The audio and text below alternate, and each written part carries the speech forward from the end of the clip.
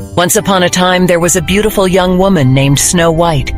She lived with her wicked stepmother, the Queen. The Queen was very jealous of Snow White's beauty, and she wanted to be the fairest in the land. One day, the Queen called upon her huntsman and gave him an order. She told him to take Snow White into the forest and kill her.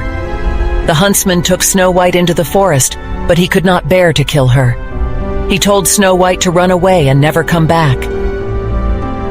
Snow White ran and ran until she came to a small cottage. She knocked on the door, but no one answered. She went inside and found that the cottage belonged to 7 dwarfs. The dwarfs were away at work, but they left Snow White some food and a bed to sleep in. When the dwarfs came home, they were surprised to find Snow White in their cottage.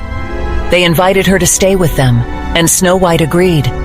She kept house for the dwarfs and cooked their meals. Meanwhile, the Queen had learned that Snow White was still alive. She disguised herself as an old woman and went to the cottage. She gave Snow White a poisoned apple to eat. As soon as Snow White took a bite of the apple, she fell into a deep sleep. The dwarfs were very sad when they saw Snow White lying asleep. They placed her in a glass coffin in the forest. One day, a prince came riding through the forest.